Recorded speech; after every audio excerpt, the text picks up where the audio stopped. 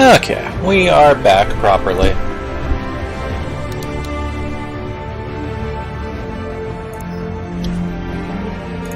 Continue!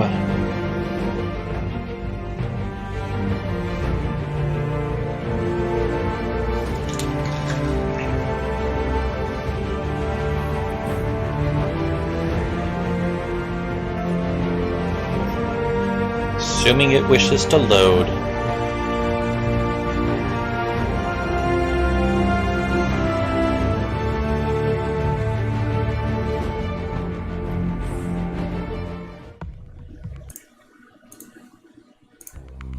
Oh yeah, that's gonna get fucking annoying.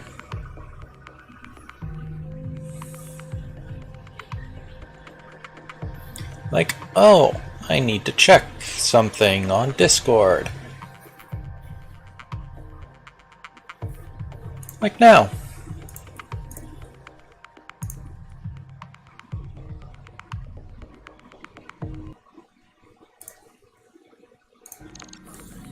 Okay, week 3, day 3. Timeline paused. Behemoth is out of action for 4 days. Kitsune is out of action for 11 days. Decker's out of action for 11 days. Financial report in 14 days. Oh yeah, we had to read the tutorial stuff. Hope you're all ready for that. Tutorial contracts. Remind me what I need to know about mercenary contracts. Outfits like ours depend on the Mercenary Review Board to post certified contracts working for reliable employers. I say reliable, but let's face it, Tanja, most jobs come down to us doing the work that the rich and powerful can't be seen doing. Mercenaries are a deniable asset. We travel from system to system, picking up jobs and making ends meet. Sure, space travel costs sea bills, but some employers are desperate enough to pay travel expenses for mercenaries willing to make a few jumps for a gig. Oh wow, there's a lot of stuff to read. Oh boy. Kinda wishing I had done this off camera, but you know what? Screw it. People that don't have it may be interested in this shit too, so... contract intel. What intel will I get about a contract before I accept it? Most employers will give us enough info to understand who we're fighting and why. Some are cagier than others, but by and large they want us to succeed. Because of this, we generally get enough intel to get the job done. It isn't a perfect system, but it works well enough. Types of mission. There are a few key things to look for in a contract. First, you need to understand what type of mission it is. Next, you should take account of the climate conditions of the area of operation. Finally, it's important to know the expected strength of the opposing force, or OP4, vital even. This is gonna kill my throat, by the way. In my experience, most contracts come down to one or more of a few basic ideas. Blowing something up, taking someone down, keeping something safe, or making a mess with heavy ordnance. There'll be variations here and there, sure, but for the most part, our jobs are going to fit into one of those categories. Giant bipedal weapon platforms aren't exactly known for their subtlety. Climate conditions. If you're not watching the climate conditions, you're not in full command of the battlefield. In most environments, you've got to watch your mech warriors' weapon fire and jump jet use so they don't overheat their battle mechs. Badlands and deserts make your mechs run hotter, so you're gonna want to pay careful attention when you're done fighting. Attention when you're fighting there. Low atmosphere, non-terraformed planets are worse. You'd be wise to swap out some energy weapons for ballistics weapons in those environments, or pack on some extra heat sinks. But the vacuum of lunar environment is the worst. It's counterintuitive, I know. Space is cold, right? But no atmosphere means basically no heat dispersion, and you're sitting on top of a fusion reactor. Use your jump jet sparingly or you'll be shut down in no time.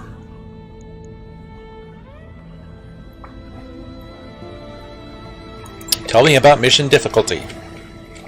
It's important to have an idea of what you'll be up against once your lance hits the ground. Unfortunately, mercenaries are often on the ass end of mission intel, and most we'll usually get is a rating of the enemy's overall strength. At best, a mission's difficulty rating will give us an idea of our post-mission repair bills and med bay time, or a signal that we should avoid the mission altogether until we can bring bigger guns. Let's go back a second. Oh, Jesus Christ, there's so much! Can I withdraw from a contract? Absolutely. That's the great thing about being a merc. It isn't our fight. We're here to make money, not die for a cause. You can back out of contract negotiations at any time with no harm done, but once we deploy onto a battlefield, it gets a little trickier. If things start going sideways during a mission, you can still withdraw to save on repair bills and medbay time, but it may still cost us. If we withdraw before achieving any objectives and destroying at least one enemy, the Mercenary Review Board will rule it a bad faith withdrawal. Not only will we not get paid, we won't get any battlefield salvage either, plus our reputation will suffer, both with our employer and with the MRB. Now if we withdraw after achieving an objective and destroying at least one enemy, then the board will rule it a good faith withdrawal. Our pay will still be reduced, but our reputation won't take a hit, and that's important for business. Tell me about reputation. Our mercenary outfit's reputation determines the quality of the contracts we're offered, the quality of the mech warriors willing to hire on with us, and the deals we get on weapons, mechs, and equipment in local stores. Most employers won't offer us the real juicy contracts until we've proven ourselves over there, but once our rep is solid, we'll get access to some high-paying gigs with opportunities for some serious battlefield salvage. Why is salvage so important? If C-bills are like blood, salvage is like food for a mercenary company, or something like that. I don't really do analogies. Let's leave it at salvage is good. Here's why. Salvage lets you replace components you've lost or upgrade your mechs to better suit your combat tactics. And if you don't end up needing the salvage you get, you can always sell it off at the nearest store. Salvage rights are a time-honored tradition in the mercenary trade, and figuring out who gets what at the end of an engagement is a vital part of our business. How do I negotiate a contract? Mercenary contract negotiation is pretty straightforward out here in the periphery. It's all based on the golden triangle: C-bills, salvage, and reputation. C-bills are the coin of the realm, so to speak. We use C-bills to pay for travel expenses, upkeep our ship, salaries for our crew, and repairs or refits for our mechs. C-bills keep us flying.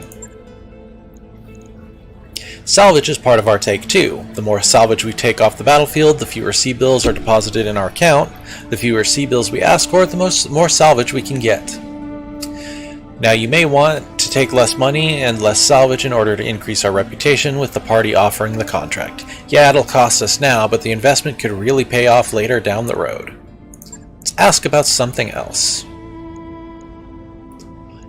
Tell me about our outfit's Tell me about how our outfit's finances work. It's pretty simple, really. Every 30 days we have to pay the crew and cover our regular operating expenses, upkeep for the mechs we have ready in our mech bays, upgrades to our equipment, things like that. Hey, waitin'. So if we don't have enough C-bills to cover our operating costs at the end of the month when our financial report comes due, we're out of business. Merc life doesn't allow for second chances. Remember that when you're ordering weapon refits and ship upgrades, and make sure to reserve enough to cover our monthly nut. Ew. Don't need to know about your hookers. What even kind of hookers would you get in space anyway? Mech hookers? So those familiar with the Battletech setting, is there like a company of mercenary hooker mech warriors too? I'm sure that this is obvious, but I'm going to ask you anyway. How can I raise the operating costs of our company? Obviously, the more mech warriors we hire, the more we gotta pay out each month. Nevertheless, it's a good idea to have a strong bench. You never know when someone's gonna take one in the meat and be out of action for a while. Any upgrades we make to the ship will have upkeep costs too. Yeah, there are advantages, but they're advantages that require ongoing maintenance, and that costs C-bills. How can I lower our operating costs?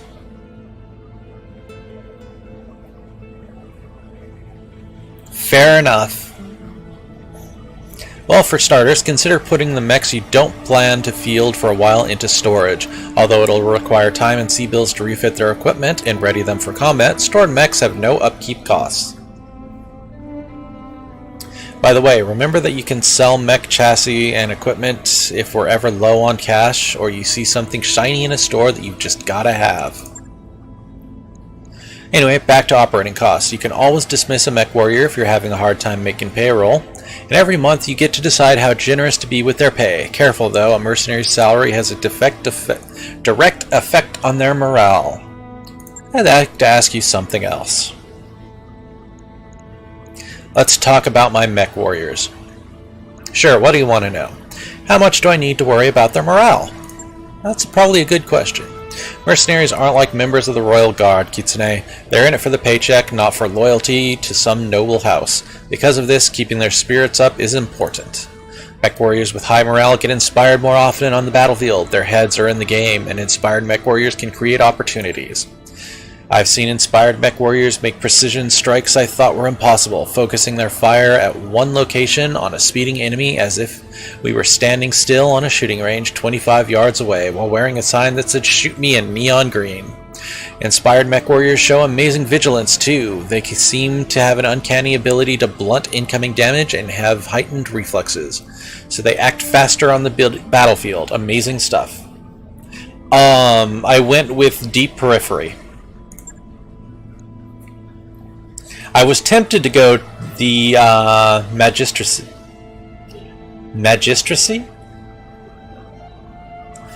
I was tempted to go with them, but I opted for Deep Periphery instead. What sort of control do I have over their training? Mech warriors gain experience in every mission they complete. You can chart their training and guide their development in 4 skills: gunnery, piloting, guts, and tactics. As you become stronger in a particular skill, your mech warrior gains access to special abilities that can be used in combat. Yeah, I've already covered that. The first ability is the mech warrior specialization. Mech warriors can have only 2 specializations total, so pay attention when you're training them. The first 2 they acquire are the only 2 they'll have. Oh shit. The second ability is the Mech Warrior's Expertise. Mech Warriors get only 1 of those, and it has to be from one of their specializations. Whichever expertise they learn first is the only one they'll have. So 3 abilities total per Mech Warrior. That's a lot of possible combinations. You'll need to decide for yourself which abilities work best together, according to your command style. So I've probably already fucked that up. Here, Davion and Bankrupt. Oh god. Do more experienced mech warriors require higher salaries? Yeah, probably. Wouldn't you? As mech warriors grow in skills and abilities, their salaries will grow with them.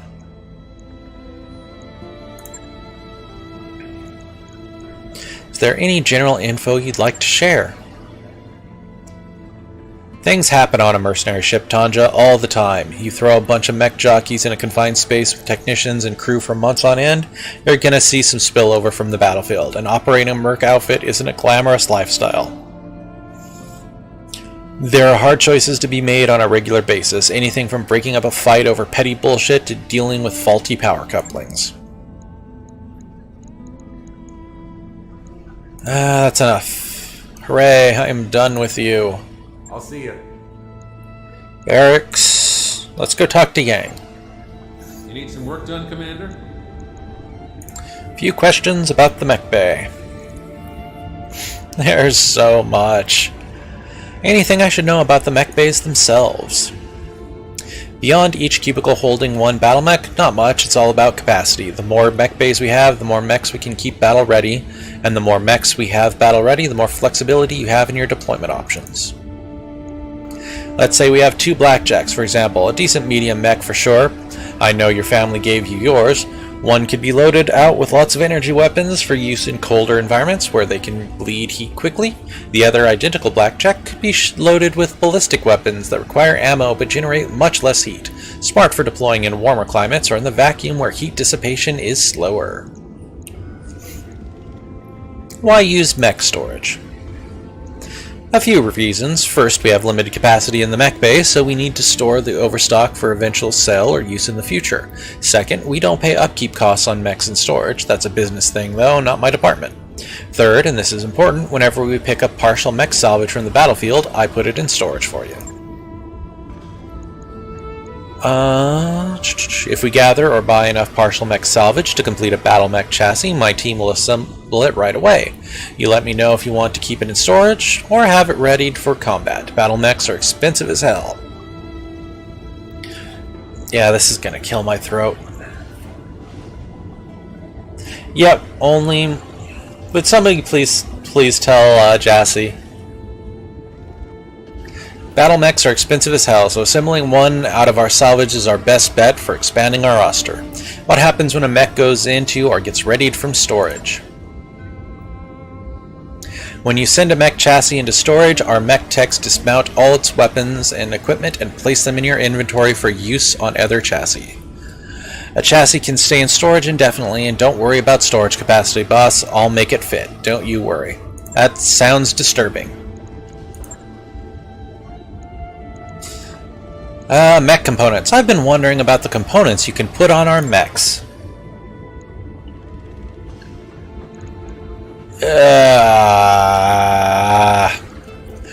One of my favorite topics. In the mech bay, you can browse all the equipment we have available in inventory. There are two types of components I can install in a battle mech: weapons and equipment.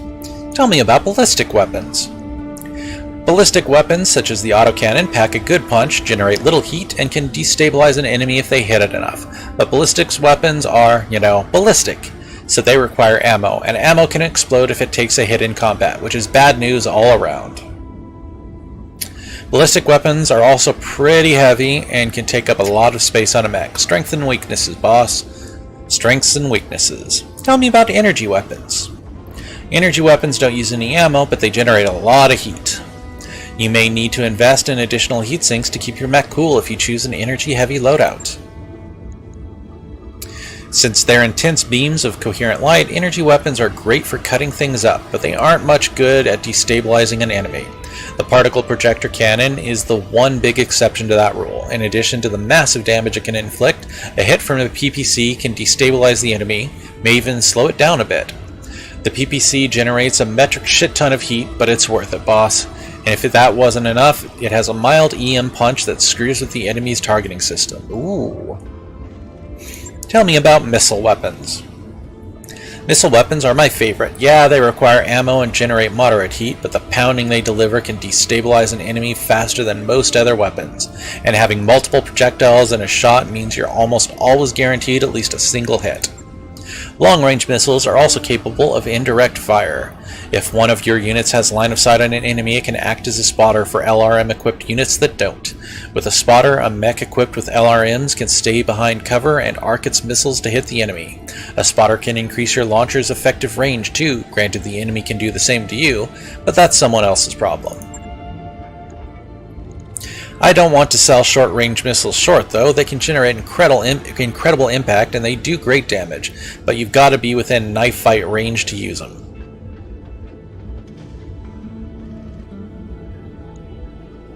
Yeah, I went Deep Periphery and Loner, the one where you wander off on your own. You're like, yeah, being a rich bastard isn't for me. I want excitement. I want to kill people that can fight back.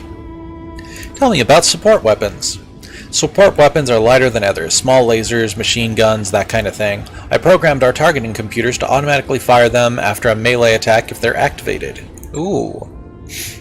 I've seen commanders order refits that remove most conventional weapons to double down on support weapons. With the right melee enhancing components, they can field monsters capable of point-blank devastation.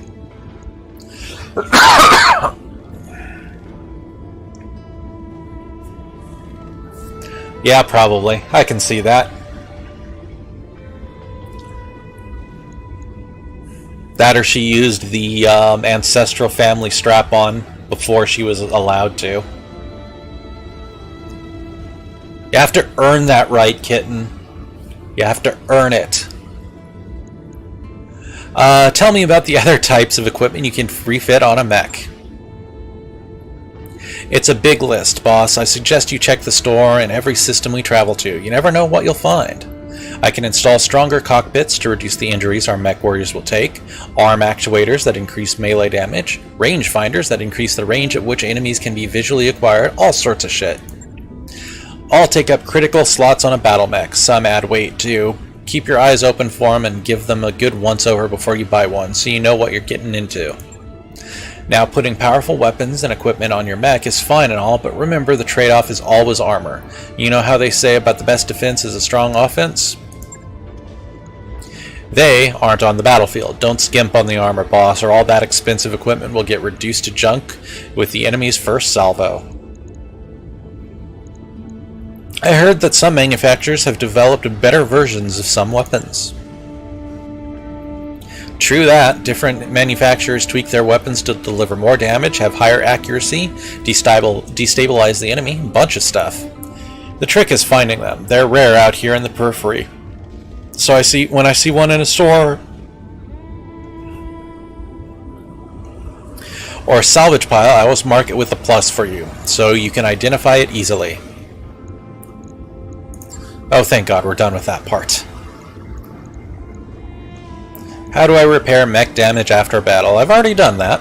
Whenever you return from a mission, stop by the mech bay here to tell me which mechs you want to have repaired. I'm not going to assume anything. You run this outfit, so tell me what to spend time and money on. Okay, that's not completely true. If I see armor missing from a battle mech, I'm going to repair it automatically. It's standard operating procedure, and we have so much scrap armor laying around, you should consider armor repairs to be free. Now, if you tell me to repair a mech containing destroyed equipment, the techs will strip that off automatically too. I'll list the equipment they strip, but you're going to want to replace it with something. What if I want to change a mech's loadout? Can I refit it with new weapons and equipment? Ooh, now you're talking, boss. You bet you can refit a mech. You can repair it at the same time too. Just select a battle mech and order the refit. That'll bring it to the mech lab. What can I do in the mech lab? The mech lab is where you let me know what sorts of modifications you want to make to our stable of battle mechs. I can install new weapons and equipment, add or remove armor, location by location, pretty much anything you want. All it takes is time and money. We've got plenty of both, right? Are there limits on how I can refit a mech? It's hardware, Kitsune. Of course there are limits. Your biggest constraints are the chassis' weight and its hardpoints. Can't make a mech as heavy as I want? Negative. A mech's chassis can support only so much tonnage in weapons, armor, and equipment, so you need to keep its overall weight in mind when designing a battle mech's loadout. Psst. If your design is over a chassis' weight rating, we can't accept the work order. Now, there are ways of making things fit, of course. Lube. I'm talking about lube. Trade-offs can be made, but you've got to be careful. We have the ability to remove armor from individual locations in order to squeeze more or bigger weapons on, but less armor is less armor. You don't want to wind up with something that'll blow over in a strong breeze. Trust me on this. I've seen it happen often enough to know. What's a hard point again? Each location on a battle mech contains one or more weapon mounts called hardpoints. Hardpoints are only designed for one specific type of weapon: ballistic, energy, missile, and support. However, most mechs contain locations with more than one hardpoint, so you have some flexibility in what you mount there. Alright, next topic. How do I know what a mech is good at in the first place? Actually, I really want to know this one. Good question. There are a lot of different battle mechs out there, and it's hard to know what they were built to do best just by looking at them. I mean, I can, of course, but I'm me. You, on the other hand, are going to need some help. Thankfully, I'm a helpful guy. If you check your technical readouts in the mech lab, you'll find I've included some thoughts on each mech's off-the-rack purpose, or stock role. They're only opinions, mind you, but you might find them useful. What happens after I order a refit? Once you confirm your work order, it'll be placed in a queue with other repairs and refits on your timeline. Remember, a mech will be unavailable for combat until its work order is complete, so plan your refits carefully. I suggest queuing them up before we head to the next system to use our travel time efficiently. If you want to change a mech's placement in the work order queue, select Menage a Trois. Select Manage Tasks under the timeline to reprioritize or cancel work orders. How long do repairs and refits normally take? Depends on the mech bay conditions you're working in. A good mech bay with advanced scaffolding and equipment is faster than the one you'll find on a standard Leopard. I display our mech bay's efficiency on mech tech points on your travel display under the finances and crew morale readouts. The higher the rating, the faster the repairs. Oh, thank God, the last one with him. Tutorial, heat, stability, and modifiers. You seem to know your way around a battlefield, Yang. Any advice? Sure, the better you lead in combat, the less work I have to do when it's over. Let's talk about heat. Yeah, let's talk about it. I can't emphasize this enough. Watch your heat. Your mech warriors are sitting on walking fusion reactors out there. Using jump jets and firing weapons generates heat, sometimes lots of it. If one of your mechs gets too hot, you could do damage to its internal structure, or worse, shut down the engine in the middle of combat, leaving it a sitting duck. How can I affect heat in combat? Each weapon system on a battle mech can be toggled on or off each time it takes an action. Most mech warriors keep their heat low by toggling off weapons with lower chances to hit, so yeah, stuff I've been doing. But sometimes you'll have a solid chance to hit with everything in your arsenal. That's when you've got to experiment by toggling a few off to make sure you stay below the red line. How can I make a mech more heat efficient? Note your mech's heat rating in the mech lab and install more heat sinks on it if you find that it runs hot in combat.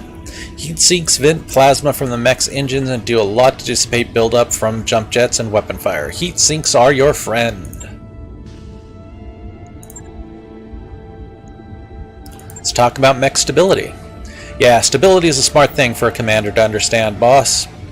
Getting pummeled by weapons fire is a good way for a mech to become destabilized. Walking over rough terrain doesn't help much either. Destabilized mechs can't sprint in combat. They're vulnerable to falling if hit hard enough.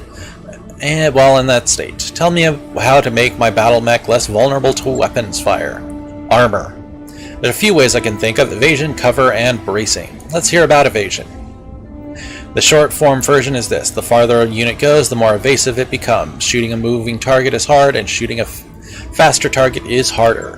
When you order a mech to move in combat, note the number of angled chevrons your command software assigns to it. The more chevrons that are displayed, the harder it'll be to hit. Same for the enemy. Cover? Battle mechs are kind of big, aren't they? Yes, but mountains are bigger. Yep, they're big and scary and dangerous, and they're harder to hit standing in forests and other terrain features. Standing behind buildings or hills is good too. If the enemy can't see you, they're gonna have a hard time hitting you. It's all about line of sight. Think about it. Think about it all the time. Your enemy is, I guarantee it. If they can see you, a little red eyeball will appear above them in your command software. Mastiff taught me to brace my mech, but that doesn't make it harder to hit. No, bracing your mech won't make it harder to hit, but it should buffer some of the damage you'll take by half or so. So think about it, eh?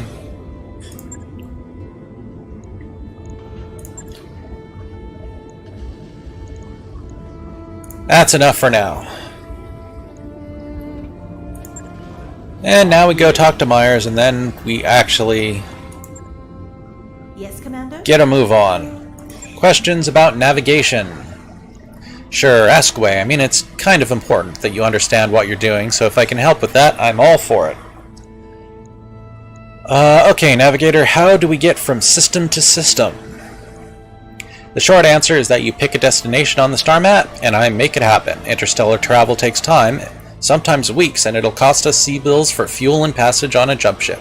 But it's the only way for an outfit like ours to survive out here. We go where the work is. What intel can I get about a system before choosing to go there?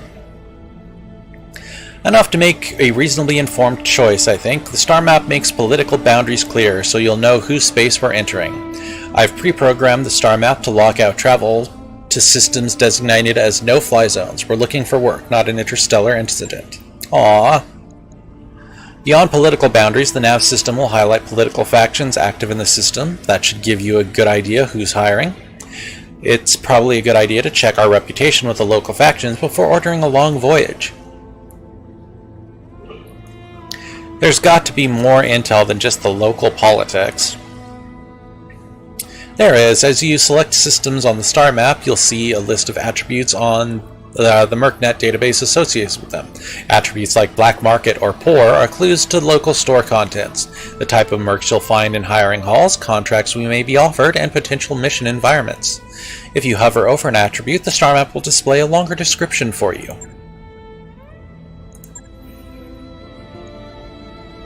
What else can you tell me about the mechanics of space travel? I want to know it all. Well, the long answer is that there's two types of space travel. Travel by dropships like ours, and travel by jump ships.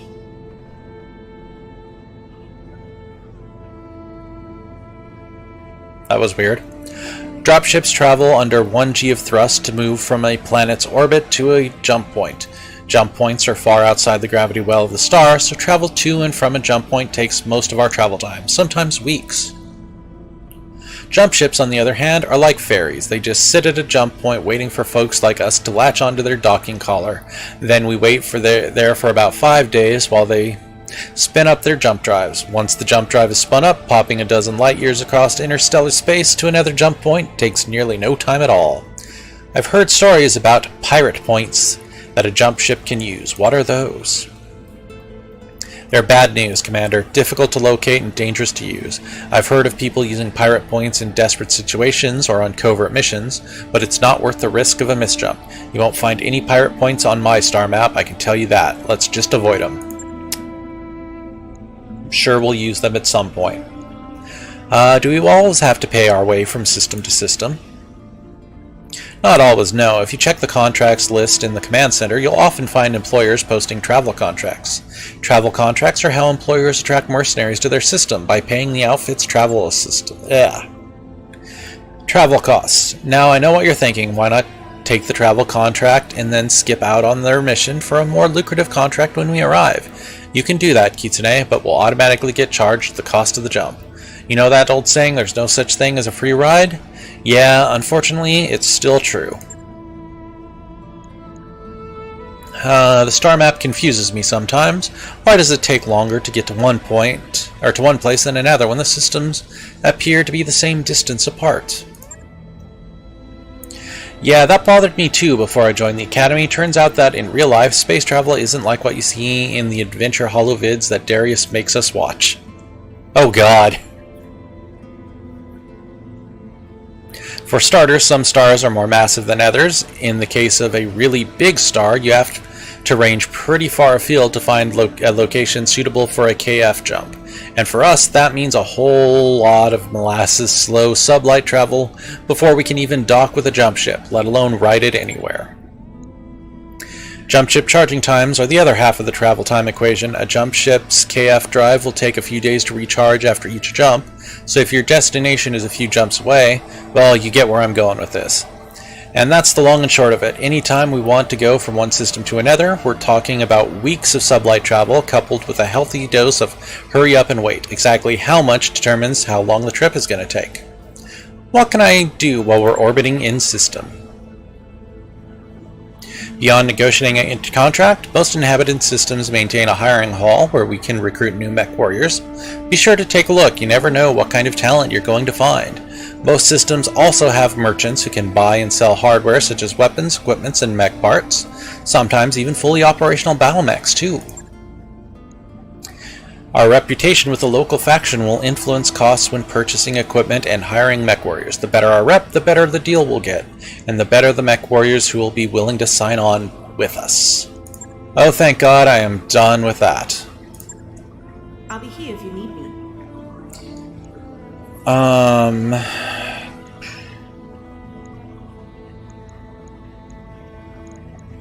Contracts. Includes travel to Bellerophon, decent pay, salvage, reputation. So let's negotiate this shit. Amalia Cortez, the Magistracy of Canopus. Commander, I hope you are in good health. This contract may interest you. It fits your skills and the strengths of your company. With any luck, we'll both get what we want out of this job. Logistical base capture. Let's see. Payment.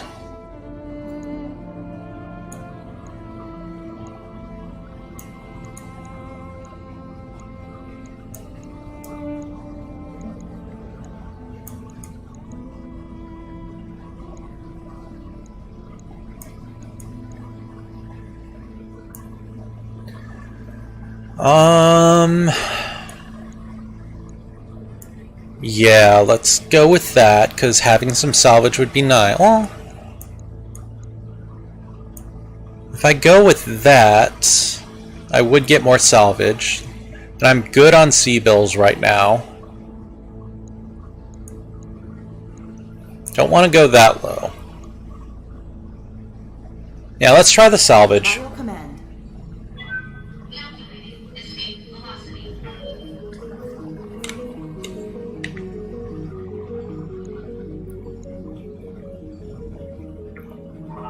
All hands, make ready for docking maneuvers.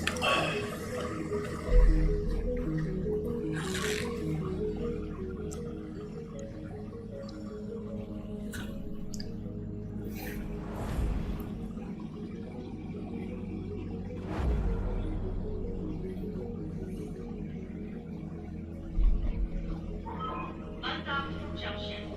We're clear.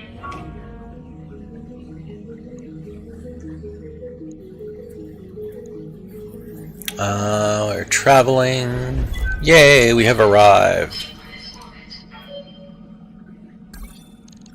We've arrived at Bellerophon, Commander, ready to proceed with our current contract? Not yet.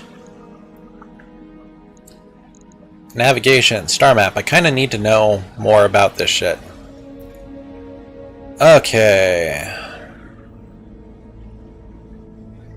It's an arid world. So it's going to be warmer. Factions, the Free Worlds League, the Magistracy, and the Planetary Government.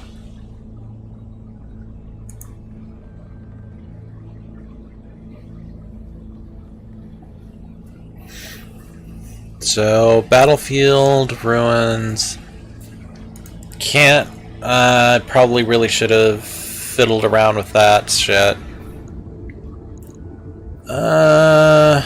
Yeah, I have a decent enough loadout. Okay.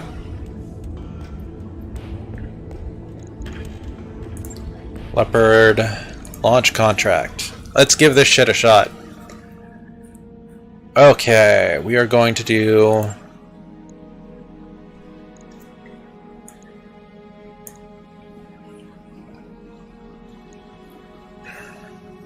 the blowjob mech. Piloted by me.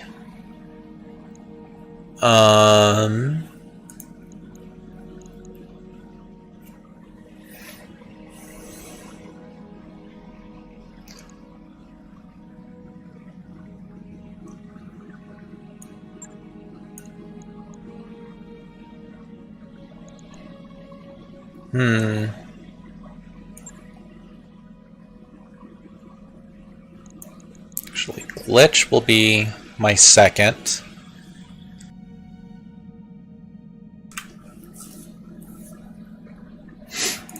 That makes sense. I will keep that in mind. Okay, so Glitch. What do I want to equip her with? Medium, medium, light, light. She should probably... I think the Vindicator was hers initially. Medium laser, PPC, small laser, LRM. I believe the Shadowhawk was Behemoth's? Yeah. Alright, Vindicator for Glitch, Shadowhawk for Behemoth, and we'll give Decker another shot.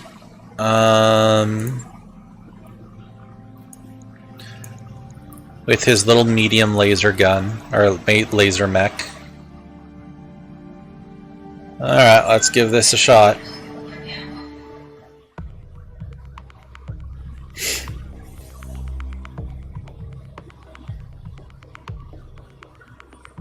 Speed is more important than something.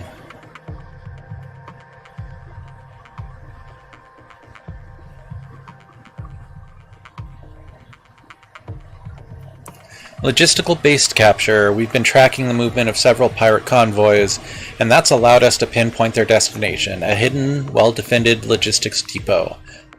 This facility is a key supplier for pirate forces in this region, and taking it from them will significantly damage their efforts against us. We'd like you to drop in, take the depot, and hold out against any enemy reinforcements.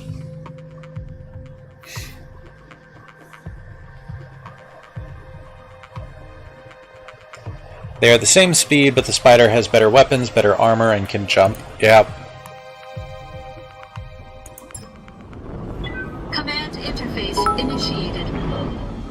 Hey, Karura, thank you very much for the bits. I super appreciate it. How are you doing tonight? Commander, I'm not picking up any active hostiles anywhere. This place looks deserted.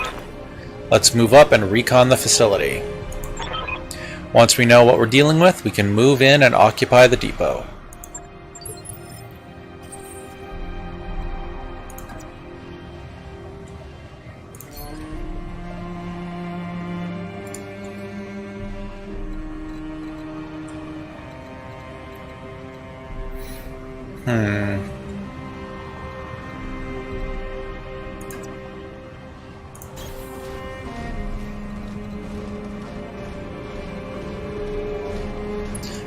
Not necessarily. It depends on how well you've been sleeping when you can sleep.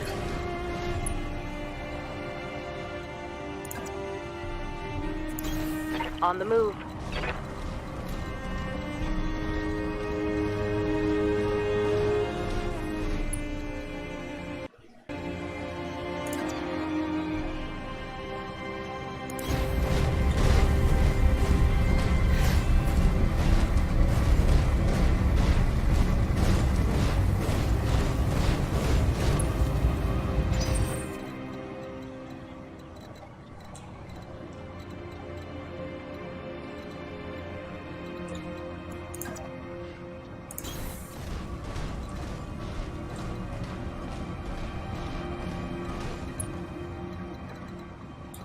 Let's go Behemoth. Roger. And then Glitch can sprint there. You betcha. And Decker can sprint. You know what? Decker can jump. Because we're in snow, so he should be okay.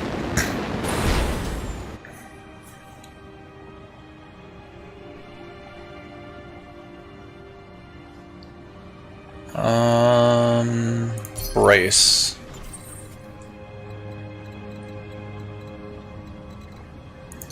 Suppose I could jump as well now. Sprint up here. Behemoth can sprint into the woods. And then Glitch can sprint there. Don't need to tell me twice. Decker can sprint.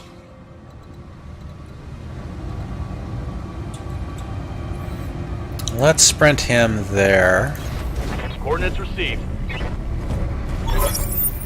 What the hell? There's no garrison. Wait, we're getting it. We're getting something. Commander, it looks like the garrison was on patrol and they're on the way back. Get ready for multiple contacts. Alright, where are they? Wonder if I should just try to... Let's see, where can I jump? Can't really jump that far. I can actually sprint about the same way. Actually, let's sprint That wouldn't be in cover. Yeah, let's sprint here into cover. What's up, boss? Behemoth, you can sprint here. Moving to position. Glitch will sprint. Can she jump? She can, but doesn't really matter all that much. Got it.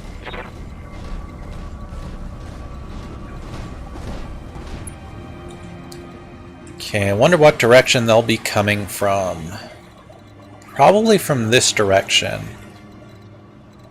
Which... so we kind of want to hide him.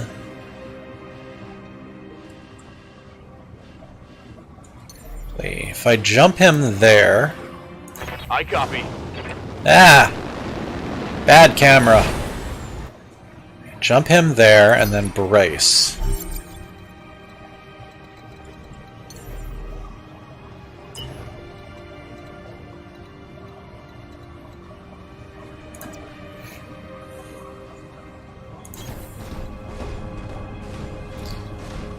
Ready for orders.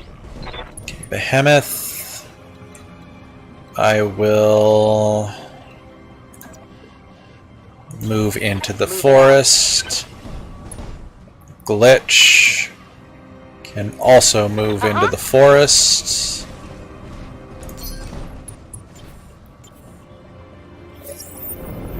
Ah shit, they're coming from the other direction. Mistakes have been made. New bogey. Let's turn him into salvage.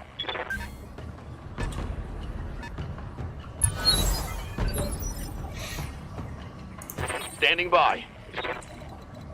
Okay, Decker, you go into the forest. On my way. And then brace.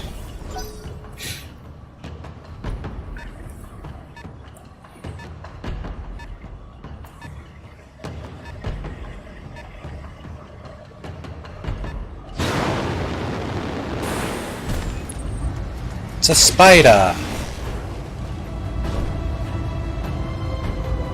Minimal damage on that hit. Receiving you. Okay, not much in the way of... Coordinates received. beep, beep, beep, beep. Okay, attack. That's not really very good odds.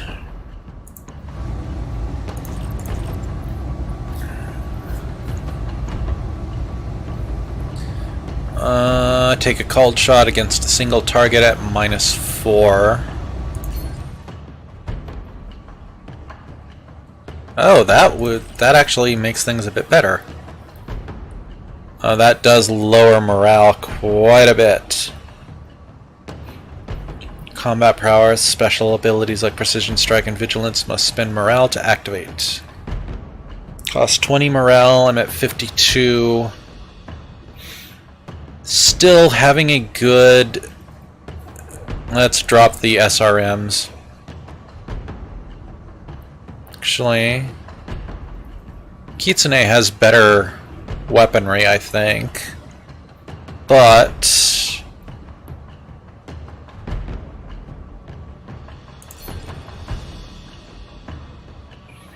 it's a point of 20% higher? Yeah, 20% higher. Alright, I'm just gonna go like this. Aye, Well then. Alright, Kitsune can... what am I looking at? If I get a bit closer... Auto cover is kind of dangerous, but...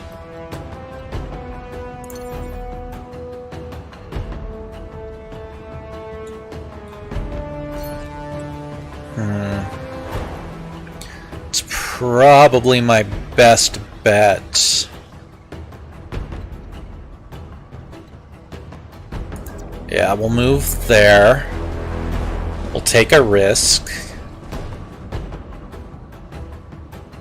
Okay, that wasn't any better.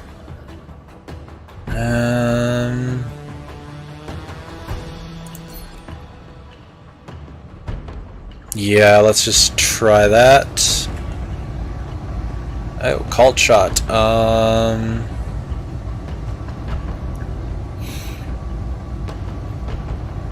Yeah, I guess we'll try the torso. All weapons committed. There we go. Enemy mech destroyed. Good Then to go. glitch.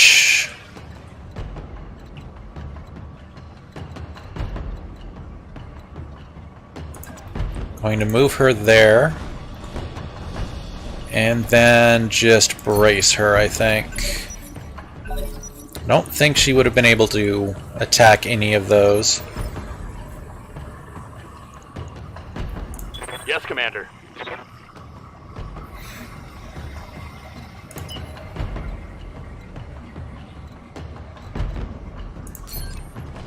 Roger that. Digging in. Yeah, we will just... Huh. I hear ya. Good to go.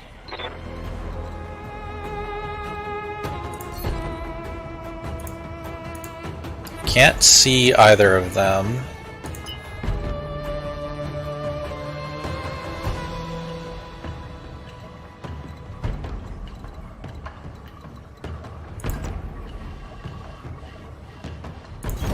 On my way. Double time.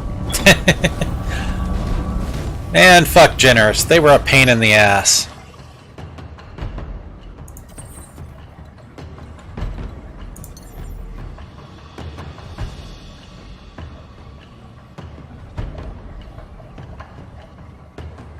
That would give me line of sight on them. It's probably a bad idea. Probably a very, very bad idea. Jump jets.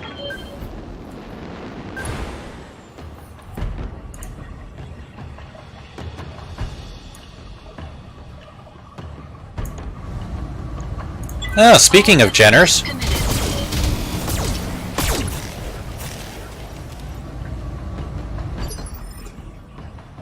Alright, Waiting now for it's orders. Glitch's go. She could actually use her LRM. With a fairly decent chance to hit. So let's try that. Delivery.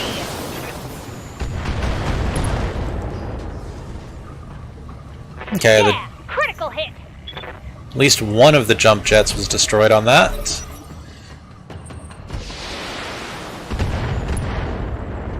Haha!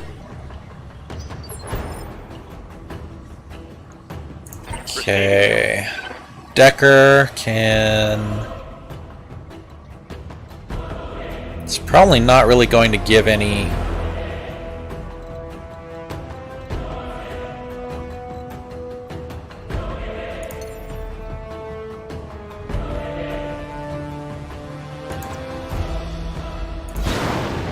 Let's see if he can actually hit something from up here. Oof. Probably not, but... Yeah, no. Decker, you suck.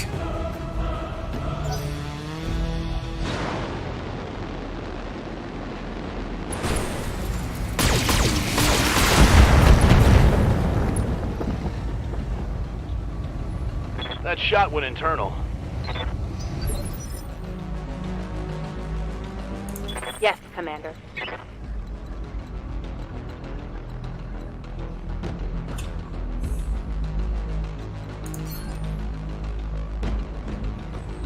So if I move with her, say move there. Actually, no. Let's see what Glitch can Waiting do. on you, Commander.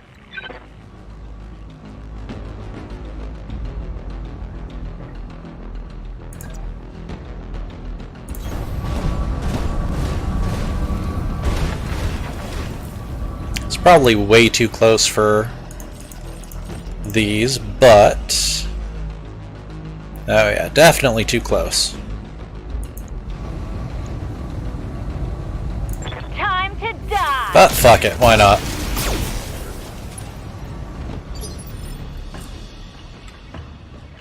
Waiting for orders. Aye, aye.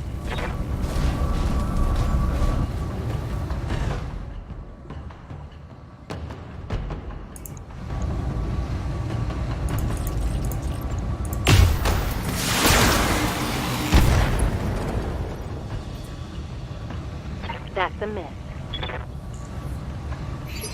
That is not going very well.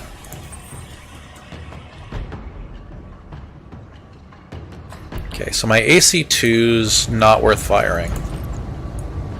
The rest, though, they can possibly do something.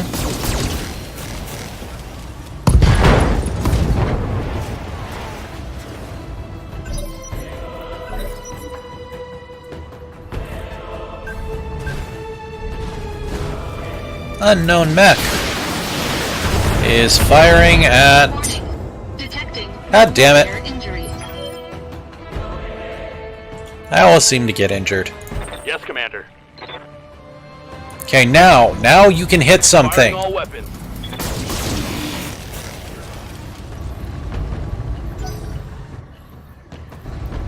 God damn it, Decker. Okay, who is he attacking? Decker? Okay. Nobody gives a fuck about Decker. Armor blow through. Internal damage.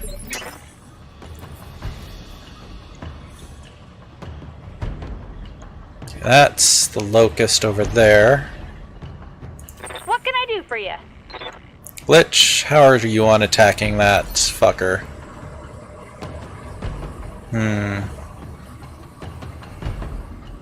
Could LRM that. Behemoth, how would your LRMs be? Not very good.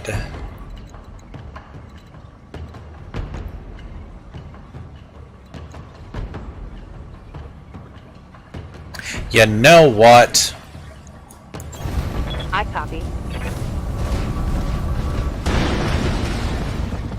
Targeting for physical attack. Enemy down.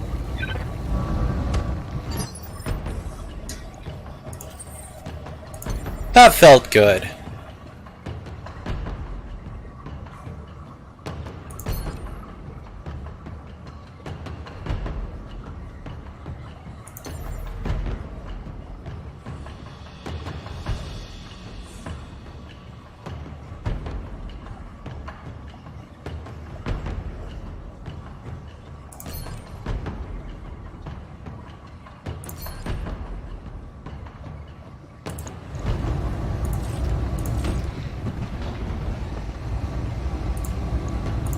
All weapons committed.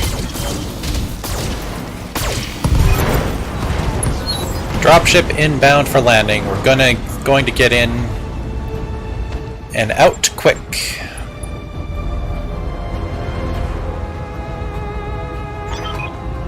The depot is ours, Commander. We're ready to pull you out of there. I expect the Magistracy will be very pleased with this haul. Mission successful.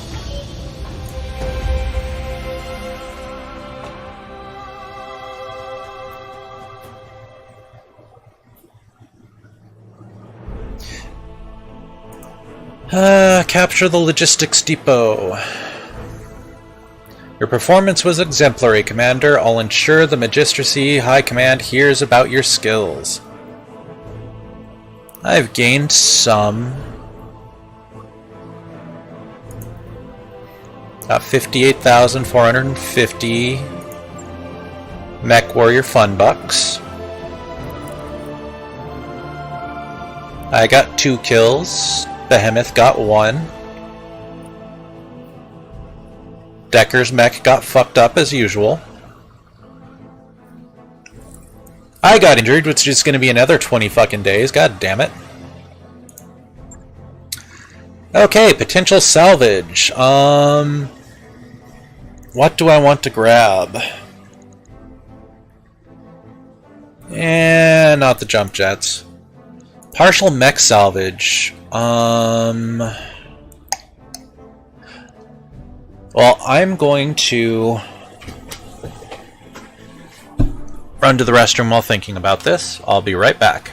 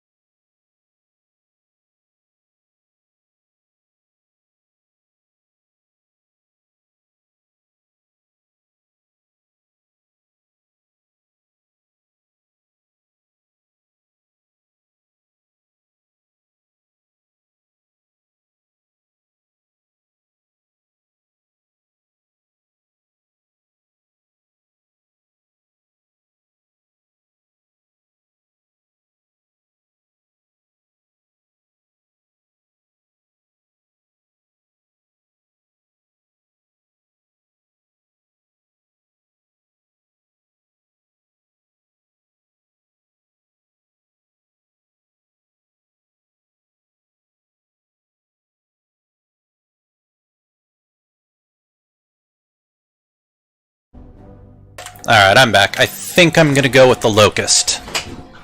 Ah!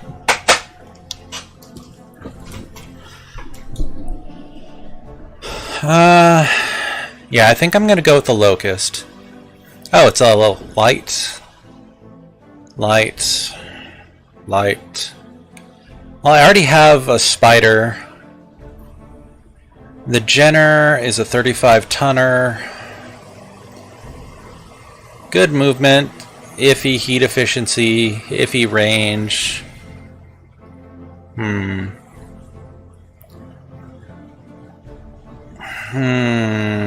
Locust 1M model is interesting in that I can churn out a decent volley of LRMs for such a small mech. It's a great harasser, especially if you can use its speed to lob missiles into the weaker rear armor of targets, but it normally has almost no armor itself. Okay, maybe not. Jenner Ds run hot. They run fast but can quickly bound into combat to deliver knockout punch, even against heavier units. Their capability with speed and weaponry tends to come at the expense of lower armor capacity, though. Stock roll. Extremely maneuverable scout. The Spider 5V is hands down the most maneuverable mech you can field. It's made of paper, but it's made of paper. It's an excellent scout, though, and can even jump into the rear arc of most enemies for surprise butt shots. Fast Striker Cav. Extremely fast scout. I am thinking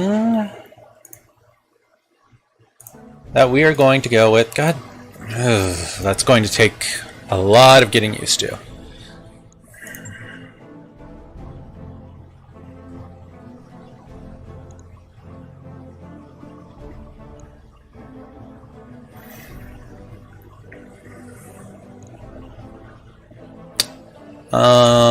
Jenner has 4 energy and 2 missile hard points.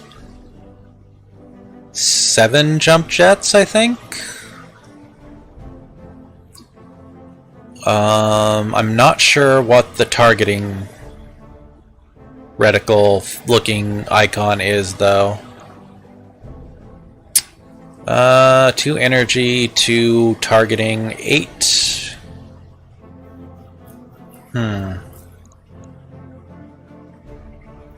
Actually, I am kind of tempted to go with the Jenner just because it'll have more. You know what? Yeah, let's go for the Jenner.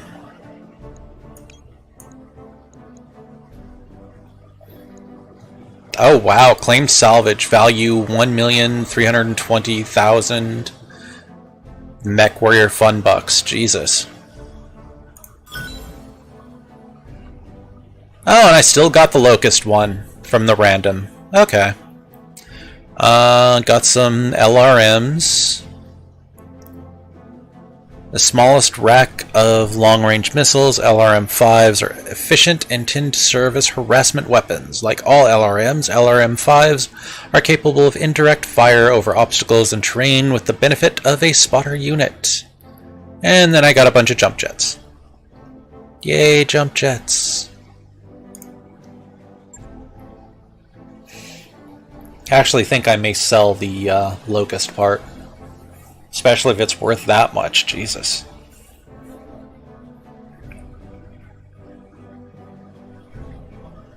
To find better equipment in stores, try visiting high-tech and industrial...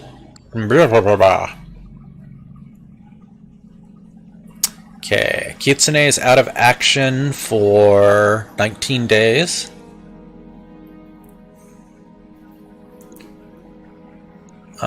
Contracts. What contracts do I have? Ammo convoy. This contract includes travel to Detroit. That's actually fairly decent, but let's see what this one is. Wouldn't mind being better off in the Magistracy. Our intelligence confirms that there is a lance of pirate military units operating on Bellerophon. Within a region we control, all Canopian operators are at risk as long as this lance is allowed to move unimpeded. Hunt down the enemy lance and eliminate it. From what I remember from MechWarrior Online, I didn't care for it myself. Yeah, pretty much. It's like, there's a reason it has a higher max pay and max salvage. It's because Detroit is a shithole. Okay, Mech Warriors.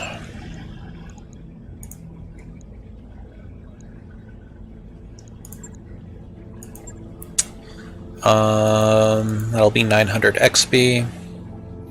And I get to figure out which of these to go for first and second.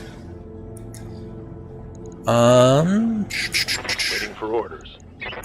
Waiting for orders. Glitch is actually ready for another piloting. Good for her. Mech Warrior training complete. Orders? Decker's not ready for shit. Behemoth could use another... Yeah, Behemoth could use another gunnery. Confirmed, Commander.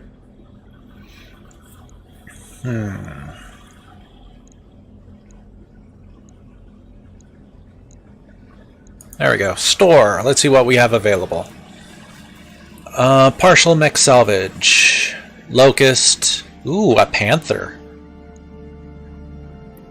Panthers are light. Sniper and light brawler. Panther 9Rs are solid all-around mechs. If a bit on the slow side, they make up for it with jump jets, considerable armor, and a hefty punch from their trademark PPC. They've even been used in physical slugging matches to good effect. Flamers. Oh, I'm guessing that's support weapons. Machine guns, small lasers, SRMs, heatsink, jump jets, ammo. Alright, things to sell. Mechs.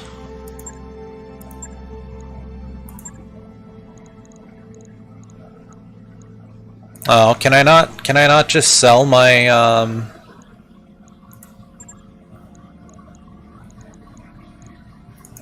bays, storage.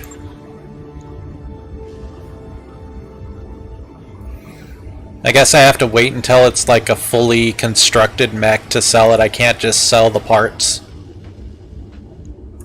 That kinda sucks.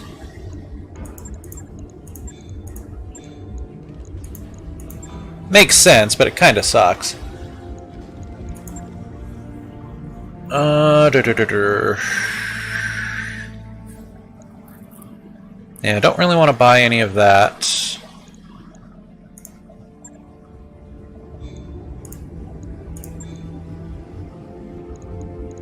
Components. How am I on ammo?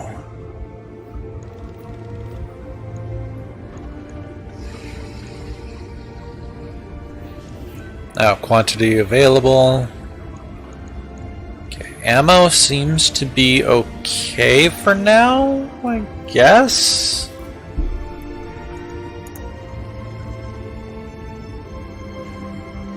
Don't really fully understand that, honestly.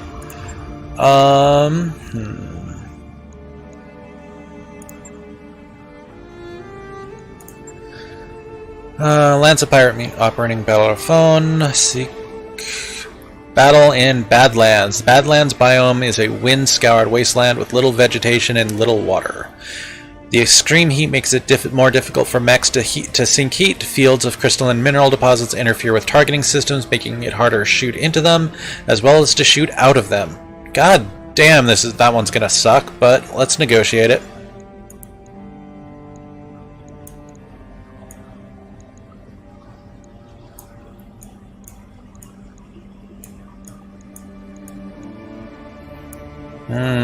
Yeah, let's do it this way again. Commander, I hope you're in good health. This contract may interest you. It fits your skills and the strengths of your company. With any luck, we'll both get what we want out of this job. Oh wait, before I do that, mech bays. Believe I have to repair this mech. Repair. 3 days.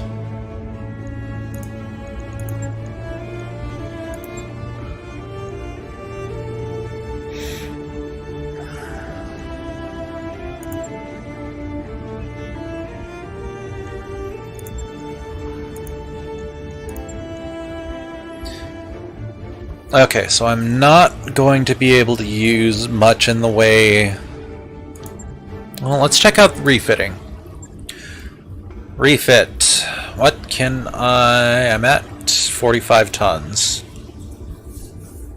So we are actually going to...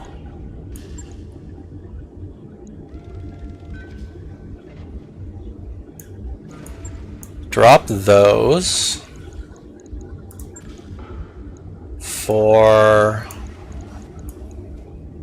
more heat. Nope, can't do that. Well, let's toss that up there. That way it's a little more.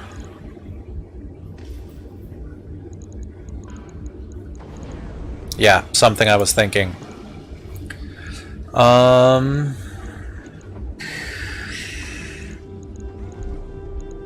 Those are all ammos. I don't have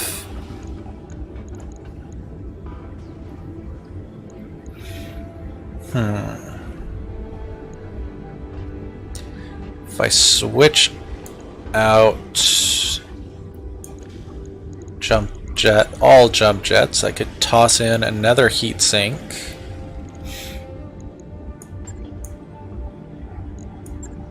But I would still like some movement on this.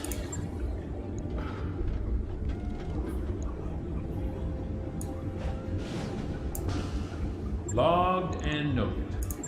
Shouldn't be too hard. Okay, this is rocking. Medium laser, PPC, small laser.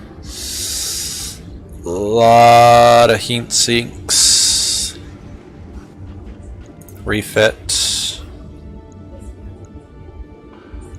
Yeah, we are going to yank out the jump jets for a heat sink. Because I just don't have enough. That's done. How long is this gonna take? Oh, 1 day, 3 days, 5 days, 7 days. Okay. Won't be too bad. The Shadowhawk.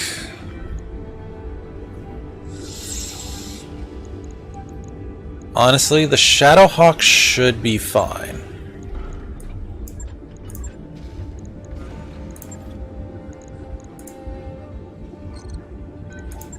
Alright, what does the Locust have on it?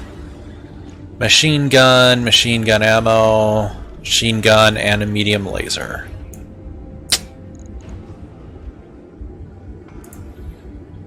Honestly, seems like kind of a shit mech to have. I may actually sell that eventually.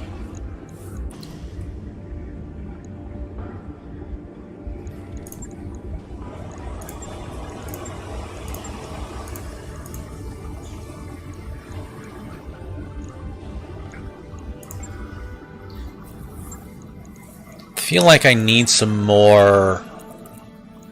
Yeah.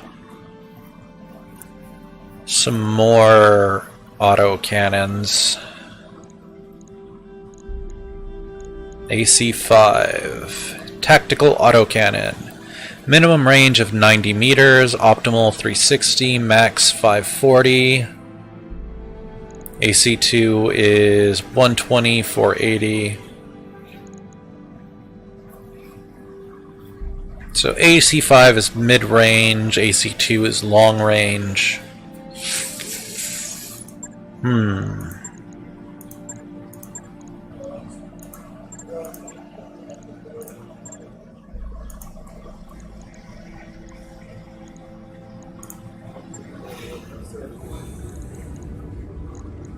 Actually, you know what? That should be fine. Nope. I will save the game, though.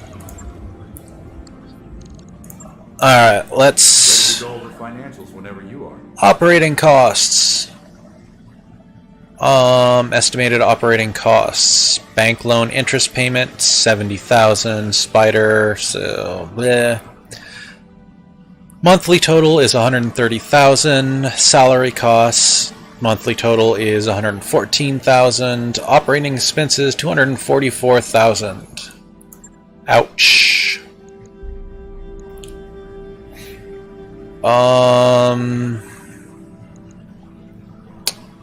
We're actually going to keep normal.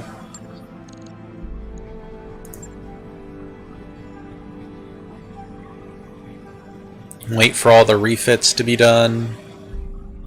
I wrapped up that job you asked for, Commander. Okay. Contracts.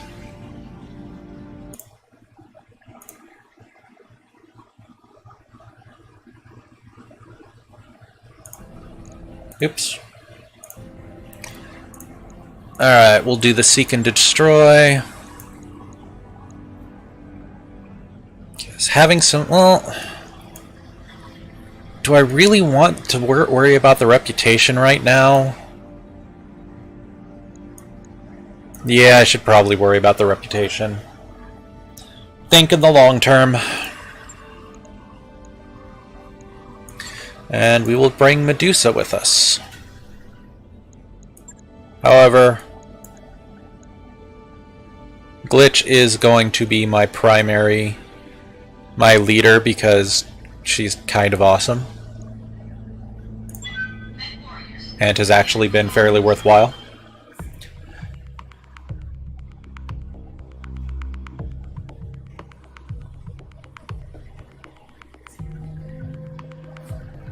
Our intelligence confirms there is a lance of pirate military units operating on Bellerophon. Within a region we control, all Canopian operations are at risk as long as this lance is allowed to move unimpeded. Hunt down the enemy lance and eliminate it. This is a straightforward battle, Commander. Finding a military lance in a backwater like this should be no challenge at all. Command interface initiated.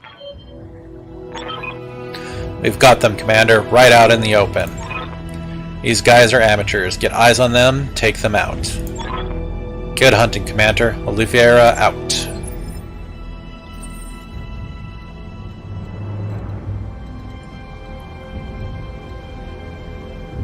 Rough terrain. No. Going to sprint. Moving out. Behemoth is going to sprint. Position confirmed. This guy will go ahead and sprint. Moving out. Decker will also sprint. On my way.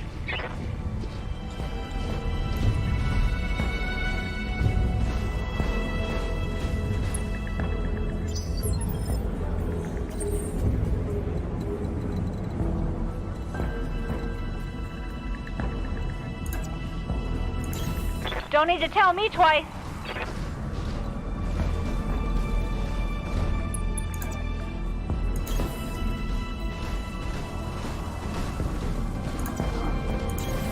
Coordinates received. Decker can... Where are you of sprinting him up too far?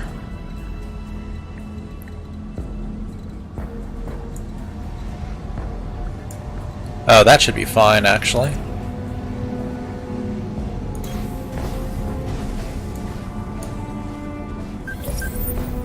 Oh, Company. there's vehicles over there. Bogey. Let's turn them into Vehicle, vehicle, vehicle. We can do this! Let's go! Ready for orders.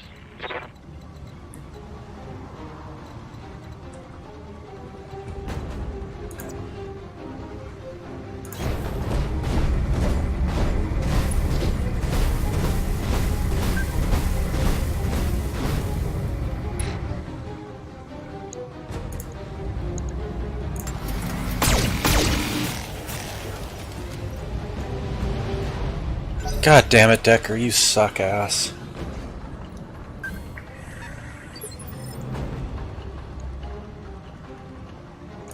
What can I do for you?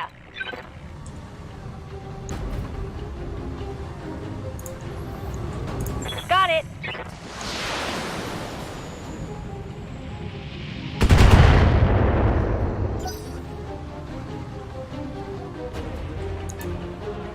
Wow, that thing seems a lot stronger than the vehicles I've faced previously. Orders. Yeah, let's move her up. Roger.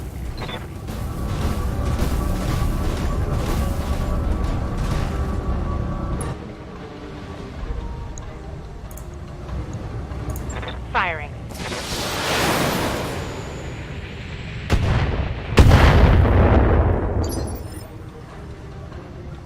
What do you need?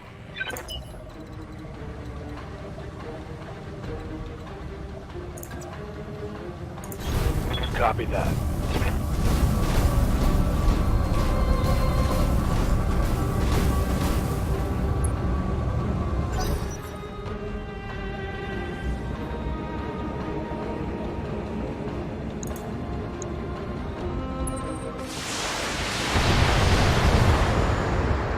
Well, at least Decker didn't die horribly from that, Systems holding.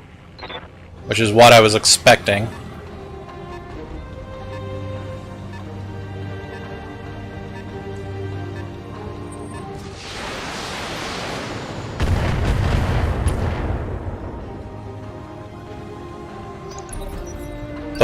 does look like he's Good to taken go. some... Oh, maybe not.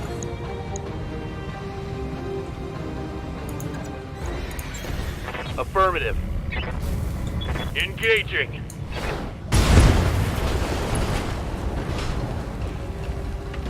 One more for the trash heap.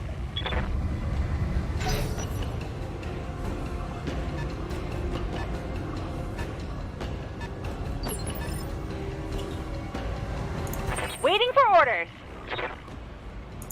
Okay, jumping is... honestly not worth it. Because I yanked out most of her jump jets.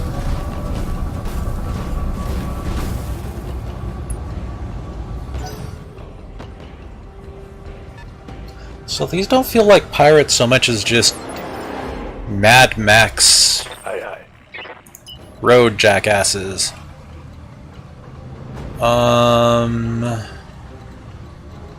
Yeah, sprint this way. Yeah, I just don't like the look of the blackjack. It could be an amazing mech. Receiving you. I just don't like the look of it.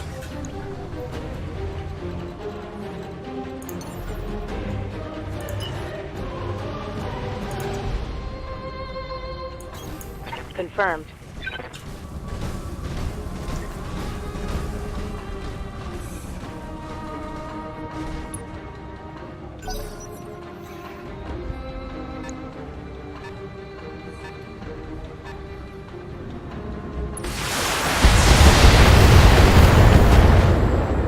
Oh, that really hurts.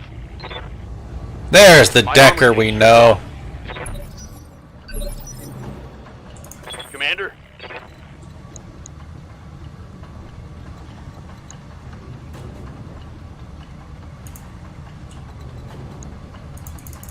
No, I can't run up and punch that one. Can, however, sprint all the way back here. Full speed. No target.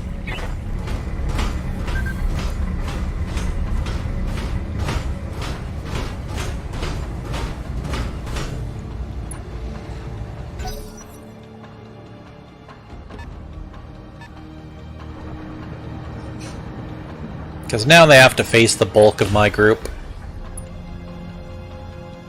That's probably not going to end well for them. Commander. Behemoth, what can you do? Not that much.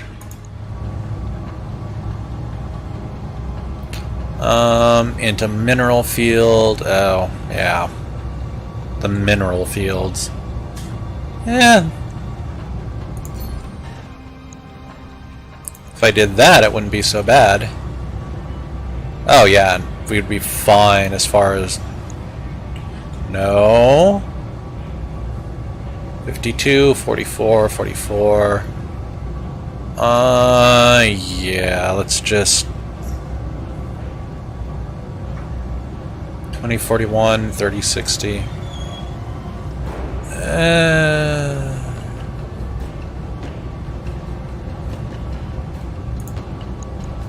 Target acquired. Let's get fired up! There's work to do!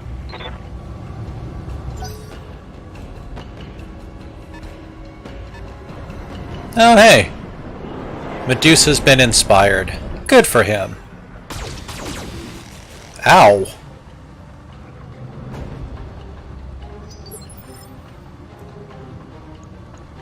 Commander. Alright, first of all,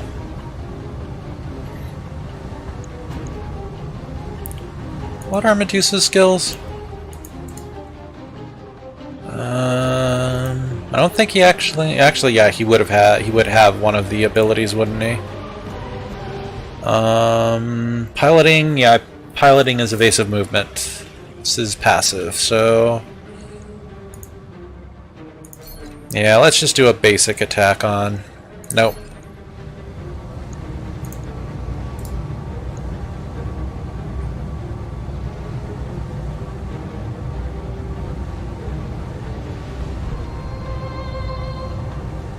will not use the AC-2s. We will use just the lasers targeting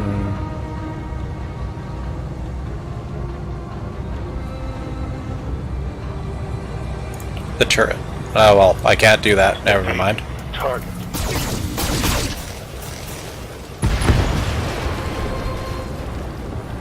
Reporting.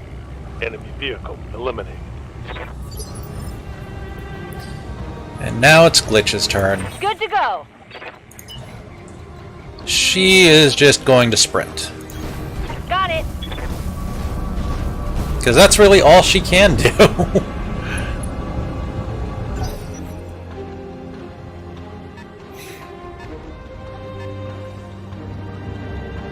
I wonder what happens if, wow.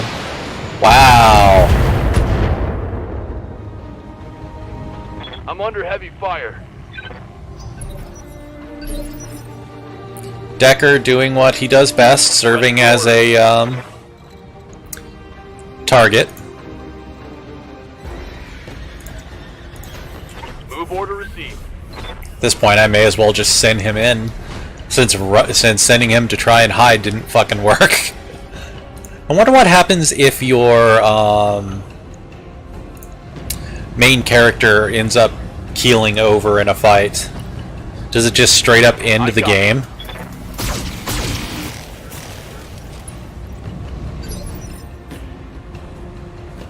I hear ya.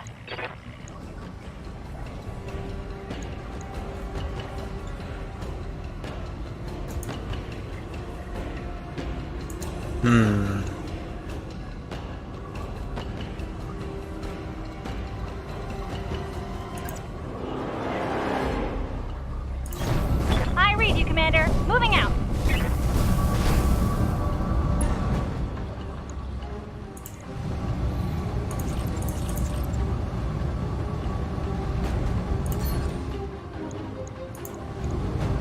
For shits and giggles.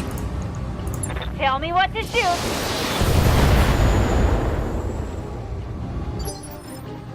Didn't do what I was hoping it would, but did about what I was expecting it would. Okay.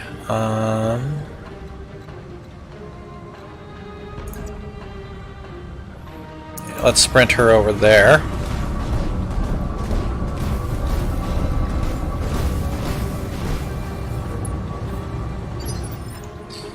And Medusa, we can sprint. How far can he move? Would I be able to shoot from there? No.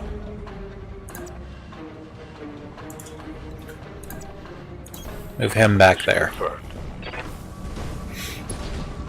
Leave Decker in harm's way. Ooh, can I attack Decker? Damn, I can't attack my own people. Trial by fire, Decker.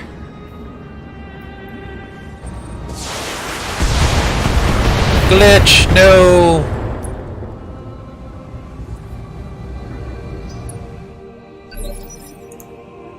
Okay. Good to go. Decker, go fist that vehicle. Putting my weight into it. Come on, Mech Warriors.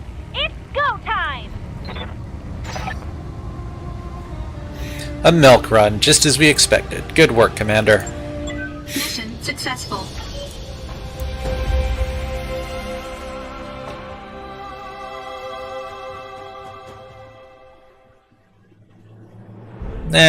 We'll see.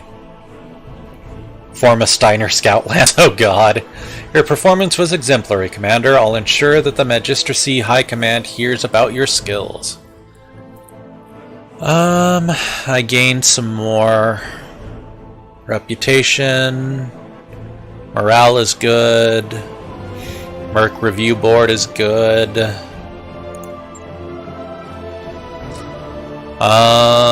Only Decker was injured. It's gonna be 26 days, which sucks, but you know what?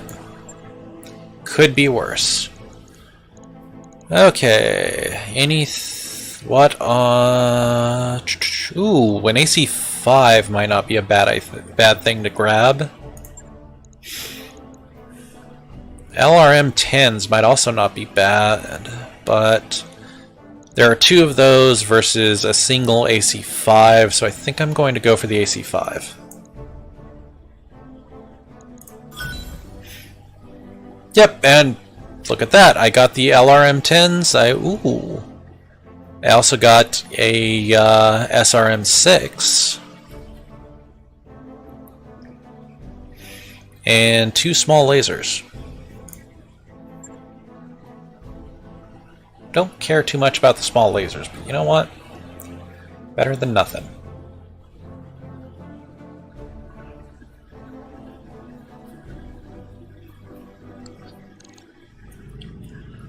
Ooh, contact the Rimward Frontier. Alright everybody, gather round. After our last task, I bit the bullet and started fishing around for uncertified contracts, and I repeat, might have caught us something. Who's the client? Unknown. She didn't ID herself in the message, but she claims to be a member of the Canopian elite. She says she's got a big job lined up and she wants us for it. Us specifically. She called the commander out by name. How would she even know about us in the first place? It isn't like we're drowning in publicity out here. Hey, looks like our luck has finally changed. She's got good taste in mercenaries, whoever she is. I'm gonna go the cautious route. Good question, and I'm betting we don't have an answer. You're certain this client isn't really a bounty hunter? Because I can list about 5 different banks that would love to repossess this ship. We're shopping for uncertified contracts behind the review board's back. Yang, hell no, I'm not certain. But for what it's worth, I can confirm that she's rich. She reached out to us with a priority HPG message, and those things ain't cheap. Hyperpulse generator. The Hyperpulse Generator, HPG, is a device capable of sending terabytes of compressed information from one point to another at faster than light speeds. All modern HPG arrays are owned and operated by Comstar. Origin Loaner. Following up on this will be risky, sure, but I've never let that stop me before. We'll meet with this new mystery client, but that's all we'll do until we've heard her pitch. This sounds like a step in the right direction, at least. Yeah, that sounds more cautious, and that's fair, Commander. We need to follow up on this, but that doesn't mean we can't be cautious. A meeting is just a meeting. What's the worst that could happen? Our new client vents us out the airlock, and our corpses spend the rest of forever tumbling through the icy vastness of space. Thanks for that delightful image, Yang. Look, Tanja, I'll admit, this is sketchy as hell, but it's also the best lead we're likely to find. If you want to follow up, plot a course to Bellerophon, the client will be waiting. Well, guess what? I'm already there.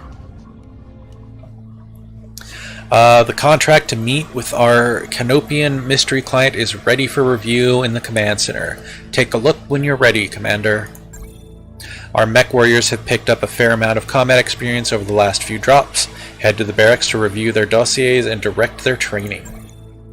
And don't forget, you can check on the state of our finances from the terminal in your captain's quarters. If you ever want to change our mercenary company's name or symbol, you can do that from there too. I don't think he likes being called a tart. Just too bad.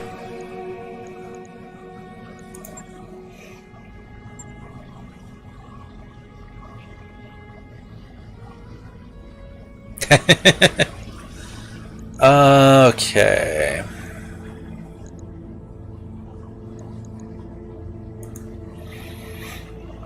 I do not have the XP. Commander. She can level up her tactics at least, so we'll do that. Receiving you. Decker has enough to raise his gunnery. Mech warrior training complete. Good to go. Glitch has enough to raise her piloting, but rather her raise her health.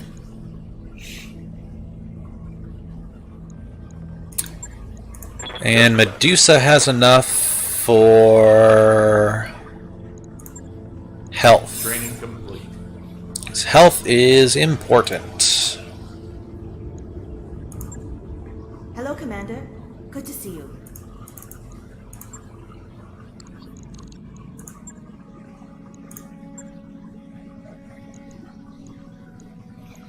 Alright, let's actually check out this contract. Priority mission, benefactor. Travel to Battletech Fund to beat your new client. Reward 33,000 fun bucks, 0 salvage. Mystery client is waiting for us at Battletech Fund. Commander, like I said, I can't personally vouch for her, but she's rich and her credentials seem to check out. Well, it's either that or take a trip to Detroit, and I'd rather not do that. Spec bays. Not going to have to worry about any of that.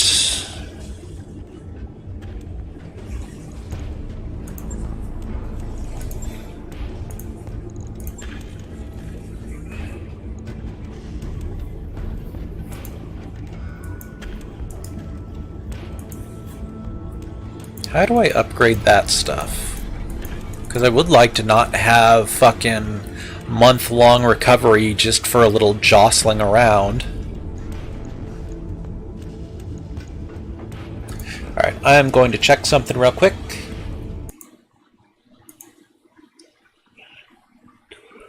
Yep, that's what I thought. Gray is going to be starting streaming pretty soon. He's going to be doing The War Within in Warframe. So we will be switching over to hosting him pretty soon. Should be able to at least do this contract.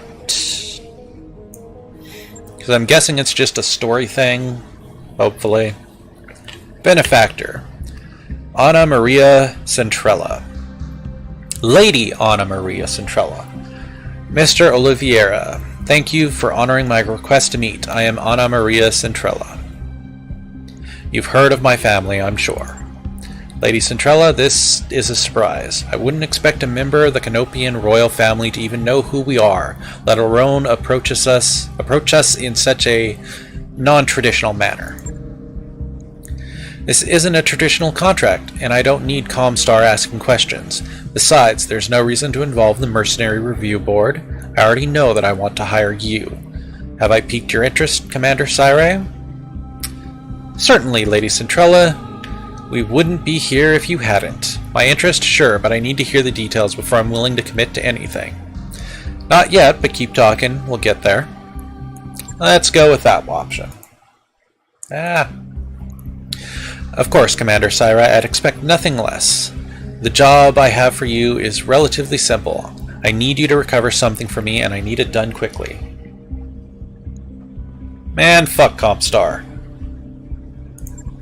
In exchange for your services, I will pay down the interest on your rather sizable loans and buy you the breathing room you've been looking for. A fair deal, wouldn't you say? How do you know about... You know what? Doesn't matter. Just tell us what we're supposed to be recovering. This. Lady Centralla's image is replaced on the screen by a grainy photograph of an enormous grounded dropship. Ramshackle structures cling to it like barnacles. She's a derelict vessel, an Argo, one of the only two ever made. For over 200 years, she's been lying in state on Axilus, a pirate moon in the heart of the frontier. I want her, and you are going to bring her to me.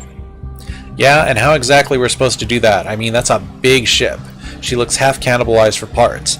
Look, you can see her ribs in the photo. I'm as enthusiastic about money as the next guy, but I'm a mech tech, not an aerospace engineer. I'll be damned if I can get that thing flying again. Relax, Mr. Vertinen. I have engineering staff on hand to attend to the Argo. Their leader, Dr. Farah Murad, has built quite a reputation for herself in the frontier. You'll find a jump ship waiting for you at Alloway. It will carry you to the pirate moon, where you'll clear a path to the crash site. Dr. Murad and her team will get to work on the derelict, and you will protect them until the work is done. This should all be well within your capabilities, Commander Syre. Unless I've come to the wrong company, of course. Background: Frontier Freelancer. You don't work on the frontier without learning how to deal with pirates. We can handle the job, no sweat. So what I'm hearing is that you want us to play babysitter while a bunch of gearheads fix a ship? No, not going with that one. Sounds like a relatively straightforward job. It should be easily within our capabilities. Let's go with the background one.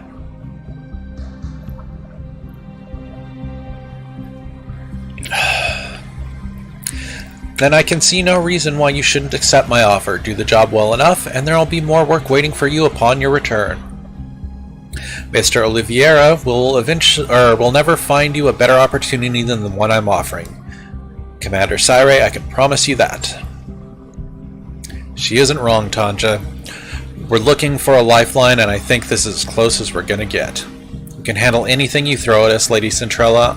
I aim to prove that to you on Axelis. Okay, Lady Centrella, you've got yourself some mercenaries. This feels too good to be true, but I don't see what choice we've got. Let's go with the top one.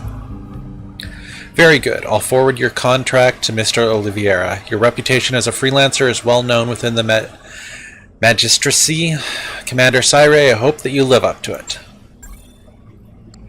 The contract for Lady Centrella's derelict recovery job is ready for review in the command center. We should follow up when you think we're ready. Alright, let's check this out. Reward. Oh, wow, that's a lot of money. And a lot of salvage. And it's just straight up travel. There's no negotiation. No, salvage, but honestly, that's fine. Okay, so we were going to Alloway, which is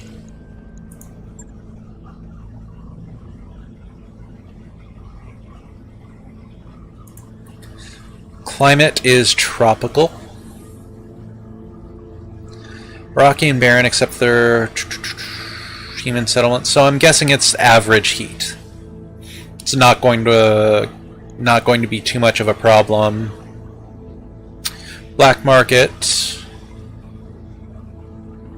Poor, periphery level citizens, or civilization, small population, tropical world, there we go. Hotter than Earth, this world features thick forests and vast deserts. This planet is smaller than Earth and has lower gravity. Okay, might be worth keeping low,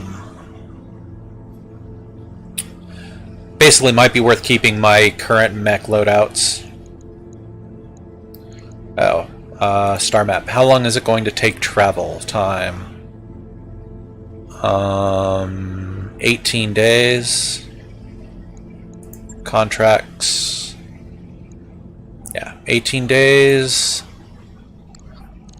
Okay, so Kitsune will be fine. Decker will still be out of action, but that's okay because I have Medusa who can take his place. Okay, for now, we are going to go ahead and save.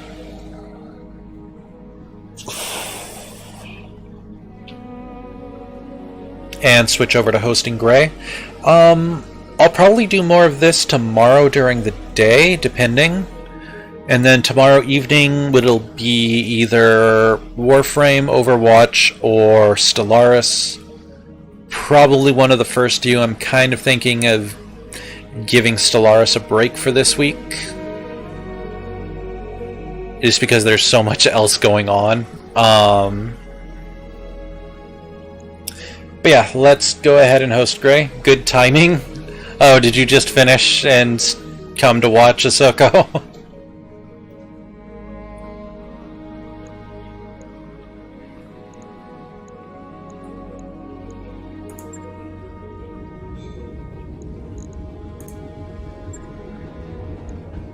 I'm sorry.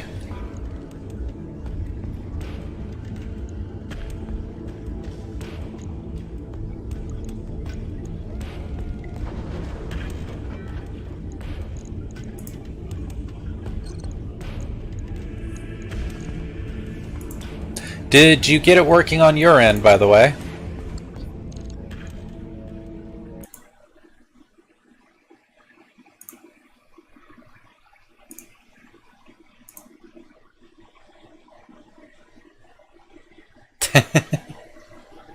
Well, I mean, you were playing it yourself, so presumably So presumably, that's how you would know.